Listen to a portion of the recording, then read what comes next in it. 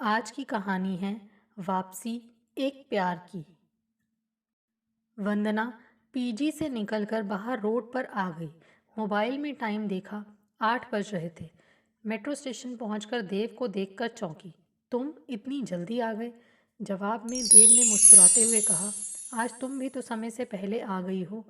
हूँ, वंदना के मुंह से निकला। कल संडे था, कहाँ रही?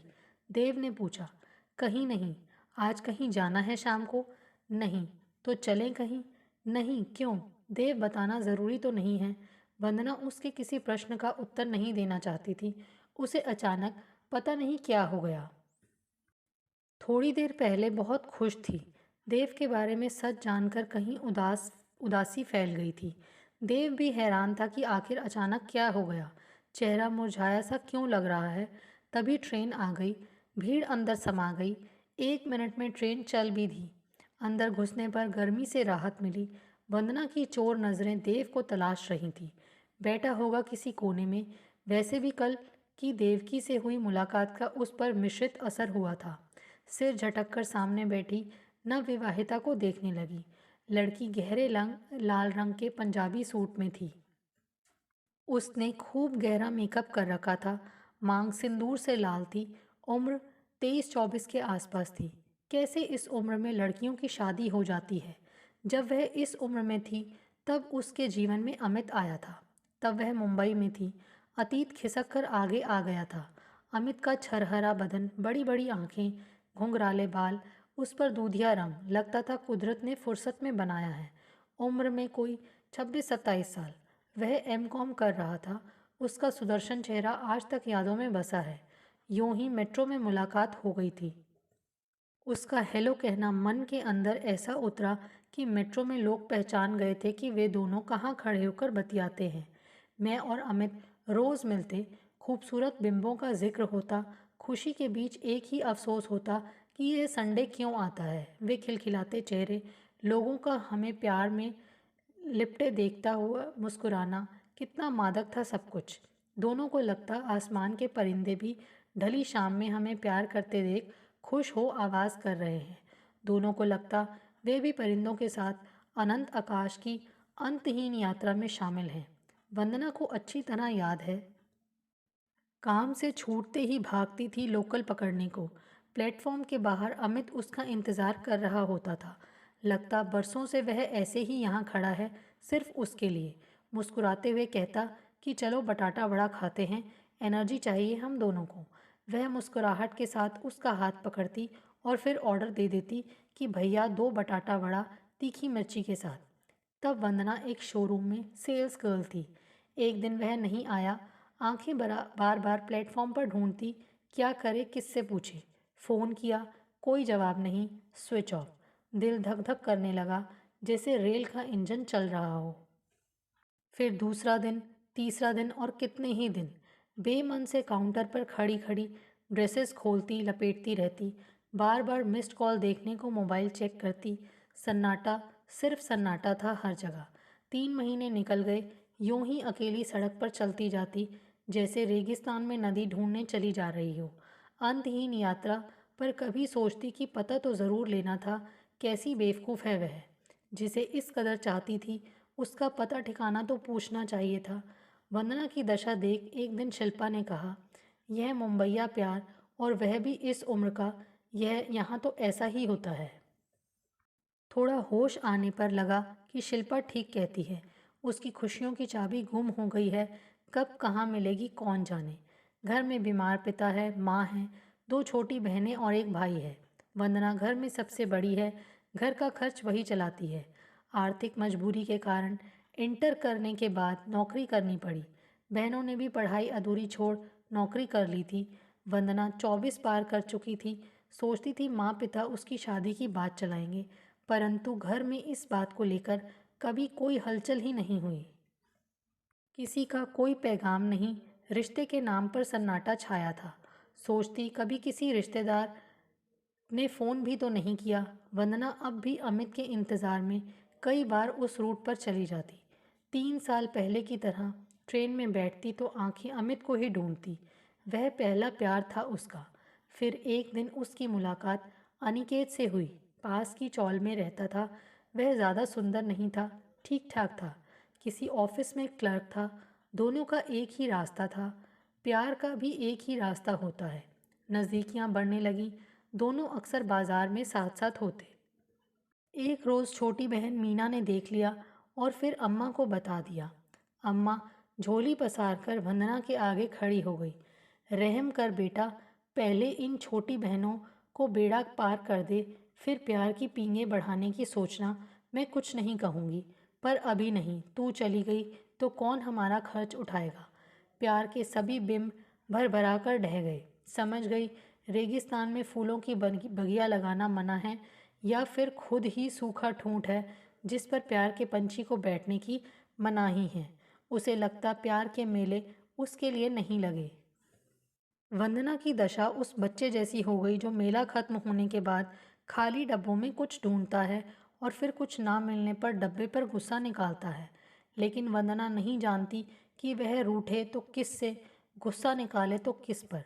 इन रिश्तों पर गुस्सा करे जिन्हें आंख बंद करके ढोए जा रही है, और रिश्तों के भविष्य की जिम्मेदारी उसी के कंधों पर है। नहीं, अपने बारे में उसे खुद ही सोचना होगा। बहुत सोचने के बाद समझ में आया कि उसे यह जगह छोड़ ही देनी चाहिए, यानी दूसरी जगह नौकरी ढूंढनी चाहिए, पर थोड़ा इंतज़ार करना पड़ेगा। बीए करने के बाद सरकारी विभाग में नौकरी की अर्जी दी। 2 साल में नंबर आया और वह भी दिल्ली में। खुश थी वह, बहुत खुश थी कि इस घुटन से छुटकारा मिलेगा। अब उसका अपना आसमान होगा। पंख अपने हैं तो उड़ान भी मन माफिक होगी। इस मन पर तो अपना अधिकार है। अब वह एकदम आज़ाद है, कहीं किसी की रोक टोक नहीं। दिल्ली के ऑफिस में उसी के शहर की एक लड़की शिल्पा से जल्दी दोस्ती हो गई। शिल्पा ने अपनी ही पीजी में उसे जगह भी दिला दी। जल्द ही उसने नए परिवेश को अपना लिया और नए परिवेश ने भी उसे अपनाने में देर नहीं की। इसी बीच मेट्रो ट्रेन में देव से परिचय हुआ था। वंदना देव से मिलकर खुश थी। सूखी धरती पर प्यार की बूंदें पड़ती रही। प्यार की इस बारिश ने मन को इतना भिगोया कि वहाँ प्यार की नदी बहने लगी। देव के चेहरे पर मासूम सी गंभीरता थी। वह कम बोलता था। सबसे बड़ी बात थी, वह स्त्री पुरुष के बीच खींची गई लक्ष्मण रेखा को बखूबी पहचानता था। दोनों खूब मिले, हर दिन मिले, और फिर दोस्ती लंबी होती गई। पिछले खोए प्यार की कहानी भी देव से शेयर की थी वंदना ने, पर संभल कर। इतने लंबे समय ने वंदना को खूब मांझा है और पीड़ा ने व्यसक बना दिया है। अब वह पहले वाली वंदना नहीं रही। आगे कुछ भी कदम उठाने से पहले खूब डोक ठोक बजाकर देख लेगी। देव के घर का पता उसकी सहेली शिल्पा ने लाकर दिया था। शिल्पा ने ही बताया, देव तलाकशुदा है। मुझे पता है शिल्पा, मुझे यह भी पता है कि देव का परिवार मध्य वर्गीय है, पर हमारा परिवार भी कौन सा अमीर परिवारों में आता है। बस देव की पत्नी से एक बार मिलना चाहती हूँ। मैं उसी के मुंह से सारी कहानी साफ साफ और सच क्या है सुनना चाहती हूँ। जानती हूँ सब मुश्किल है, पर शिल्पा यह ज़रूरी भी है। शिल्पा को वंदना की बात ठीक लगी। देव की पूर्व पत्नी से मिलकर ही इस रिश्ते को आगे बढ़ाना चाहिए। खाली देव का यह कहना कि मैं तलाकशुदा हूँ काफ़ी नहीं। जल्द ही देव की पूर्व पत्नी का नाम, पता, कहाँ काम करती है और फ़ोन नंबर वगैरह सब कुछ शिल्पा ने पता कर लिया। साथ ही देव के बारे में भी सारी डिटेल पता कर ली। देव डीडीए फ्लैट कालका जी में रहता है। शिल्पा ने वंदना को समझाया था, देख मैं यहाँ 10 सालों से हूँ। दिल्ली और मुंबई के कल्चर में बहुत अंतर है। सब ठीक ठाक लगे तो शादी के लिए हाँ कहने से पहले एक बार देव के घर वालों से ज़रूर मिल लेना। हाँ, यह सही है। देव की पत्नी का नाम देवकी है। एक रोज़ वंदना ने उसका नंबर मिलाया। आप देवकी बोल रही हैं? हाँ, उधर से जवाब आया। क्या मैं आपसे मिल सकती हूँ? ज़रूर, पर आपका नाम? मैं वंदना हूँ। कोई ख़ास काम है क्या? देवकी ने पूछा। वह तो मिलकर ही बताऊंगी, वंदना ने धीरे से कहा। ठीक है, मिलते हैं। कहाँ पर? मेरा ऑफिस नेहरू प्लेस में है, वहीं मैकडॉनल्ड में। ठीक है, आज ही शाम 6 बजे आती हूँ। ठीक है। बिना किसी लाग लपेट के वंदना असली मुद्दे पर आ गई। मैं आपसे देव के बारे में कुछ जानना चाहती हूँ। कौन देव? आपके पूर्व पति देव। ओह, देव की शायद इस प्रश्न के लिए तैयार नहीं थी। फिर भी कुछ सोचने लगी कि ऐसे प्रश्नों का सामना तो उसे करना ही था एक ना एक दिन। जब तलाक लिया है तो उससे जुड़े प्रश्नों से डरना कैसा। फिर बोली, आप बोलिए क्या जानना चाहती हैं। आप गुस्सा तो नहीं होंगी? वंदना ने बड़ी हिम्मत करके कहा। वह उसके मूड को समझना चाहती थी।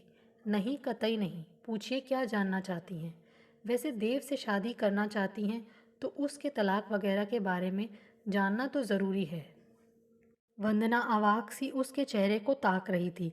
वंदना ने देखा वह सामान्य होने का प्रयास कर रही है। उसने कुछ रुक कर सामने रखे गिलास से पानी पिया, फिर बोली, कहूँ क्या? सच कहूँ तो प्रेमी का पति बन जाना एक हादसा है, और यह हादसा बहुतों के साथ होता है। यह हादसा शायद तुम्हारे जीवन में भी होने वाला है। मेरे साथ भी ऐसा खूबसूरत हादसा हो चुका है। वैसे शादी से पहले मैं इसे हादसा नहीं मानती थी, बल्कि दो समझदार लोगों की प्यारी सी सोच का प्यारा सा परिणाम मानती थी। पर उसे हादसा बनाना हमारे हाथ में है, इसलिए यह दुखद हादसा बन गया। कहानी कहाँ से शुरू करूँ समझ नहीं आ रहा। ठीक है, बताती हूँ। हमारा रिश्ता टूटने के कई कारण थे। देवकी ने बिना किसी भूमिका के असली बात कहने की सोची। हमारे बीच हुए झगड़े में कौन कहाँ गलत था आज भी समझ से परे है। पर मैं कहाँ कहाँ गलत थी, ये सब मुझे अब समझ में आया है। मैं कहूँ कि झगड़े का कारण केवल देव थे तो यह सही नहीं है। वंदना चुपचाप देवकी का चेहरा देख रही थी कि कैसी औरत है, सबसे पहले अपनी ही कमियां गिना रही है। ऐसा तो कोई नहीं करता, और वह भी ऐसे रिश्ते में। यानी आगे यह जो बताएगी वह सब सच ही होगा, कुछ भी थोपा हुआ नहीं होगा। यहाँ वंदना यही सच सुनने तो आई है। शिल्पा ने यही तो उसे समझाया था। वंदना देवकी को पूरा मौका देना कि वह बोल सके, सारी बातें उसी के मुंह से कहलवाने का प्रयत्न करना। समझो, तुम सिर्फ एक श्रोता हो। सच जानकर ही तुम सही निर्णय ले सकोगी। सुना है देव आजकल ज़्यादा पीने लगा है, यहाँ तक कि अपना आपा तक खो देता है। तुम तो सब जानती होंगी। यानी देवकी देव के बारे में सब जानती है, यानी देव के संपर्क में है। चुप थी वंदना। इस तरह के प्रश्न की आशा भी नहीं थी। देवकी ने वंदना के आगे अतीत खोल दिया। सच कहूँ तो देव पहले ऐसा नहीं था। हम दोनों बहुत अच्छे दोस्त थे। मैं आज भी उसका प्यार और दोस्ती नहीं भूलती हूँ। हम दोनों के परिवार बिल्कुल साधारण थे। मेरे परिवार में सिर्फ 4 लोग थे, मेरे मम्मी पापा, मैं और मेरा छोटा भाई, जबकि उसके परिवार में 3 बहनें, देव और उसके मम्मी पापा। 3 बहनें देव से छोटी हैं। घर में देव ही कमाता है। पापा तो रिटायर हैं और ज़्यादातर बीमार रहते हैं। देव की तनख्वाह भी कुछ खास नहीं थी। जब देव से मेरी दोस्ती हुई और 2 साल तक रही तो मैं चाहती थी देव शादी के लिए हाँ कर दे। पर देव की माँ का कहना था कि पहले तेरी बहनों की शादी हो जाए, फिर तुम शादी करना। इसके विपरीत मैं देव पर दबाव डाल रही थी कि तुमसे विवाह नहीं किया तो पापा मेरा विवाह कहीं और कर देंगे। देव ने मेरी ज़िद के आगे घुटने टेक दिए और हमने कोर्ट में शादी कर ली। देव के मम्मी पापा को बहुत बुरा लगा। जहाँ तक परिवार का संबंध था तो मैंने सोचा था मैं उन्हें संभाल लूँगी, किंतु मेरी सोच और प्रयास सूखे पत्तों की तरह उड़ गए। धीरे धीरे रिश्तों के बर्तन बजने लगे। मैं परिवार से कटती गई और परिवारजन मुझसे दूर होते गए। देवकी को वंदना बड़े ध्यान से सुन रही थी। लेकिन आपकी सोच तो झूठी बन गई। आपने तो कहा था आप सब कुछ संभाल लेंगी। वंदना, ऐसा ही होता है। हम जिस रास्ते को दूर से देखते हैं उसकी दुरूहता का एहसास तब होता है जब हम उस पर चलते हैं। किसी परिवार को अपनाने के लिए पति से जुड़े लोगों के प्रति त्याग और समर्पण बेहद ज़रूरी है। इसके लिए सब्र और समझदारी चाहिए। एक बात है, आप तो उस परिवार को बहुत समय से जानती थी, उनके साथ पहले से खूब घुल मिल गई थी, फिर यह चूक कैसे हो गई? वंदना ना चाहते हुए भी प्रश्न कर बैठी। चुप थी देवकी, शायद कुछ सोच रही थी। फिर बोली, शायद मैं स्वार्थी हो गई थी। मैं सिर्फ देव को अपने साथ देखना चाहती थी, जबकि देव अपने साथ पूरे परिवार को लेकर चलना चाहता था, जिसकी परिवार को अपेक्षा थी, और यह उस परिवार का अधिकार भी था। वंदना ने देखा देवकी का चेहरा बहुत मायूस हो गया था। मैं हर वह जतन करती जिससे देव अपने परिवार से दूर हो सके। वह बोलती जा रही थी और वंदना को दुख भरी कहानी कहीं कचोट रही थी कि क्या पता उसे भी ऐसा कुछ देखना पड़े। परिवार की अपेक्षाएं तो नहीं बदलती। नहीं, वह ऐसी स्थिति कभी आने ही नहीं देगी। अब तो छोटी छोटी बातों को लेकर हमारे बीच झगड़े होने लगे। मेरी जिद थी या तो हम दोनों अलग हो जाएं या फिर परिवार को छोड़कर अलग किराए का घर लेकर दूर रहें। पर हुआ वह जो नहीं होना चाहिए था। मेरी स्वार्थी सोच ने हमें कानून की ड्योढ़ी पर पहुंचा दिया। वंदना ने देखा देवकी की आंखें नम हो गई थीं। वह चुप थी, गला भर आया था। जानती है भविष्य के लिए देखे सुंदर सपने जब कांच की तरह टूटते हैं तो कैसा लगता है। क्या तुम देव से प्यार करती हो, उसे अपनाना चाहती हो? सोच लो, नया जीवन चुनौतियों से भरा है। जानती हूँ, मैं उससे प्यार करती हूँ, उसे अपनाना चाहती हूँ। वंदना के स्वर में स्वीकारोक्ति थी। तो एक बात कहूँगी। कहो। वंदना ने देवकी की तरफ देखा। मेरी माँ कहती थी ससुराल के सभी रिश्ते बाहर से बने रिश्ते होते हैं। इन्हें ओढ़ने के बाद इन्हें अपनाने के लिए न जाने कितने समझौते करने पड़ते हैं। यहाँ हर सदस्य को जोड़ने के लिए बहुत सी चुनौतियों का सामना करना पड़ता है। इस बात को गांठ बांध लो। देवकी ने दृढ़ता से कहा। तुम एक समझदार और साहसी स्त्री हो। देव के साथ जीवन शुरू करने का सूत्र तुम्हें दे दिया है। निर्णय तुम्हें ही लेना है। वैसे देव बहुत संजीदा व्यक्ति है। देवकी ने जो कुछ कहा था वह सुझाव के साथ सुलझा हुआ न्याय पक्ष था, एक स्त्री का एक स्त्री के लिए। वंदना जा चुकी थी, किंतु देवकी इस मुलाकात के बाद अपने आप को अस्थिर महसूस कर रही थी। देवकी का घर जाने का मन नहीं कर रहा था। वह वहीं काफ़ी देर तक बैठी रही। आज उसे देव बार बार याद आ रहा था। तभी अचानक सामने टेबल पर नज़र पड़ी। वंदना अपना मोबाइल भूल गई थी। जानती थी थोड़ी देर में उसका फ़ोन ज़रूर आएगा, इसलिए बैठी रही। कहीं आसपास ही होगी, शायद लेने आ जाए। वह थोड़ी देर पहले हुई मुलाकात के बारे में सोच रही थी। देव वंदना से कुछ दिन बाद जुड़ने वाला है। फ़ोन करके बता तो सकता था। इसी बहाने पूछ लेती कैसे हो, शादी करने जा रहे हो, बधाई हो। अम्मा, देवकी की माँ को पता लगेगा तो ज़रूर कहेंगी कि अरे कहाँ से मराठी पकड़ लाया है। इससे तो हमारी देवकी क्या बुरी थी। बेशक थोड़ी गुस्सैल है तो क्या हुआ, इतने झंझटों में तो मैं भी उबल पड़ती हूँ। मैं भी तो तेरे पापा से झगड़ पड़ती हूँ, तब तो कोई कुछ नहीं कहता। देखा नहीं घर के कामों में कितनी एक्सपर्ट है हमारी देवकी। मीना और लक्ष्मी प्रेमा तो उससे ज़रूर याद करती होंगी। भाभी हमेशा हमारा होमवर्क कराती थी। अम्मा प्यार में कह देती थी कि अरे लड़कियों अब छोड़ो, सारा दिमाग खाकर दम लोगी। परीक्षा के समय भाभी पूरी पूरी रात चाय बनाकर देती थी, खुद भी जागती थी हमें पढ़ाने के लिए। ये सब ज़रूर याद करती होंगी। बताओ भला ऐसा कोई करेगा? कहना ना भूलती होंगी, जो भी हो भाभी जैसा कोई नहीं। हंसती खिलखिलाती लड़कियों के चेहरे आज भी नहीं भूली है देवकी। आज भी तीनों के लिए कितना प्यार उमड़ता है। यह बात वंदना को बताना बेकार है। वह क्या समझेगी इन सब से। इतर घर मायके पड़ोस के लोगों को जब पता लगा देवकी का तलाक हो गया तो कईयों ने कहा तीन तीन लड़कियों का बोझ बाप रे आसान नहीं है। ऐसी ससुराल में निभाना। घबरा गई होगी तभी तो छोड़कर आ गई। कईयों ने तो यह भी कहा था कि आजकल की लड़कियों को तो छोटी फैमिली चाहिए। बहुत कुछ सुना था देवकी ने। तंजों से आजिज आ गई थी वह। समझ नहीं आता था कि क्या करे, कहाँ जाए। बस एक माँ थी जिनके आंसू नहीं रुकते थे। बेटी, रिश्ते हमेशा समझौतों की नींव पर टिकते हैं, चाहे आज हो या कल। यह बात एकदम अटल है, सत्य है। वापस चली जा। आज भी सब याद आता है तो कई बार मन डूबने लगता है। यही सोच सूत्र तो वंदना को पकड़ाया है।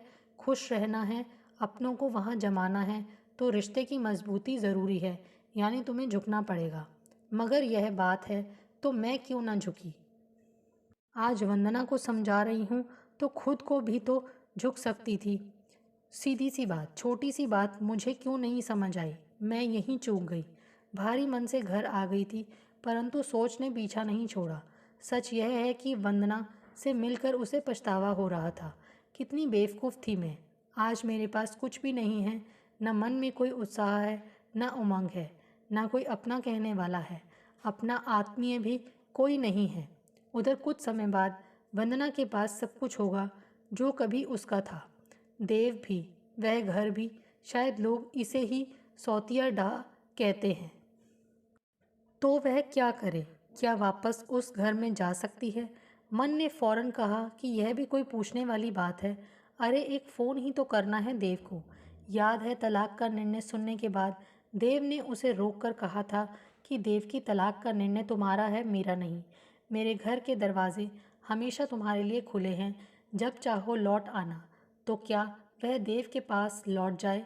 दूसरे दिन सुबह देवकी देर से उठी। सुबह क्या दोपहर हो गई थी। बड़ी देर तक अलसाई सी बिस्तर पर पड़ी सोचती रही, तो देव के साथ मेरी जगह कोई और होगा? नहीं, आज भी वह देव से उतना ही प्यार करती है जितना पहले करती थी, बल्कि उससे भी ज़्यादा। देव भी मुझे खासा मिस करता होगा। वंदना से जुड़ना उसके अकेलेपन को ख़त्म करने का बेमानी सच है, जिसे सिर्फ देव जानता है। यह मुझे पता है। 2 दिन बीत गए, वंदना का फ़ोन नहीं आया, तो देवकी ने खुद फ़ोन किया। वंदना, तुम्हारा फ़ोन मेरे पास रह गया है, आकर ले जाओ। पता है, मेरे पास एक और फ़ोन है, उससे काम चल रहा है। आज शाम को आती हूँ। मैं सोच भी रही थी कि आपसे मिलूँ। ठीक है, शाम को 6 बजे मैकडॉनल्ड मिलते हैं। देवकी ने महसूस किया वंदना के स्वर में अतिरिक्त उल्लास था।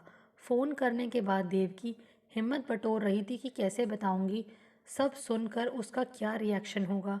छोड़ो, सब देखा जाएगा। अभी से क्या सोचना, बस निर्णय पर अटल है वह। शाम को देवकी मैकडॉनल्ड में बैठी थी, तभी वंदना ने प्रवेश किया। उसका खिला चेहरा बता रहा था कि वह खुश है। हेलो वंदना, देवकी मुस्कुराई। हेलो, कुछ मंगाएं? शायद इस मुलाकात को वंदना सेलिब्रेट करना चाहती थी, पर देवकी ने ना कह दी। फिर पर्स से फ़ोन निकालकर वंदना की ओर बढ़ाया। थैंक्स कहकर वंदना आगे बोलने ही वाली थी कि देवकी बीच में बोल बैठी। वंदना, फ़ोन देने के बहाने से मैंने तुम्हें यहाँ बुलाया है, मगर मुझे कुछ और भी बताना था। क्या? मैंने देव के पास वापस जाने का निश्चय कर लिया है। वंदना जैसे सोते से जागी। देवकी की आंखें उसके चेहरे पर गड़ी थीं। कभी कभी शब्द भी कितने लाचार और निरीह लगते हैं, देवकी सोच रही थी। मगर कहना तो था ही। यूं भी किसी को अंधेरे में रखना उसके लिए नामुमकिन है। दुनिया में दुख बांटने वाले बहुत हैं, पर आपस में सुख बांटने वाले कम होते हैं। सच स्वीकार कर किसी के आगे कह देना दीर्घ काल में सुखदायी होता है।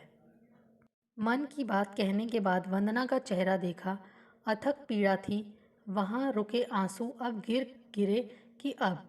देवकी वंदना को देख नहीं पा रही थी। मुंह घुमा लिया। वंदना, वह तो सन्न थी। लगा जैसे किसी ने उसके हाथों से अमृत कलश छीन लिया। एक बार, 2 बार, यह तो तीसरी बार भी। और कितनी बार, इस बार तो उसने पूरी सावधानी बरती थी।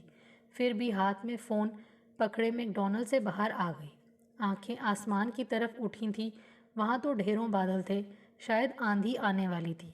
पूरे आसमान में सिर्फ एक ही परीक्षा, वह भी तेज़ हवा के झोंकों से अपने आप को बचाने का असफल प्रयास कर रहा था। लगा जैसे खुद वंदना है, विवश हो छटपटा रही थी। 1 हफ्ते बाद देवकी को एक ईमेल मिला। देवकी, वापसी मुबारक। तुमने सही निर्णय लिया। तुमसे मिलने के बाद मैं बहुत संवेदनशील और भावुक हो गई थी, लेकिन जल्दी ही मुझे विश्वास हो गया कि देव और तुम एक दूसरे से बहुत मोहब्बत करते हो, जबकि मेरा प्यार उसके पासंग में भी नहीं था। सच कहूँ, देव ने मुझे कभी प्यार किया ही नहीं। वह मुझसे हमदर्दी रखता था, जिसे मैंने अब महसूस किया है। सच में वह तुम्हें छोड़कर किसी से भी प्यार नहीं कर पाएगा। मैं खुश हूँ कि तुम दोनों को अपना प्यार वापस मिल गया। मैं तुम दोनों को इस जीवन में कभी खोना नहीं चाहती। तुमने मुझे भविष्य के लिए जो टिप्स दी हैं, वैसे तो कभी मेरी माँ ने भी नहीं दिए। उत्तर ज़रूर देना, वंदना। पढ़कर देवकी मुस्कुरा दी और फिर उसी वक्त उत्तर दे दिया। वंदना, घर वापसी का क्रेडिट तुम्हें देती हूँ। इस वक्त मैं देव के घर पर हूँ। देव मेरे हाथ की बनी चाय पी रहा है। कबूल कबूल, दोस्ती 1000 बार कबूल। हम जल्दी मिलेंगे। तुम्हारे दोस्त, देवकी व देव। दोस्तों, आपको हमारी ये कहानी कैसे लगी? प्लीज़ कमेंट्स करके बताइए। Thanks for watching this video.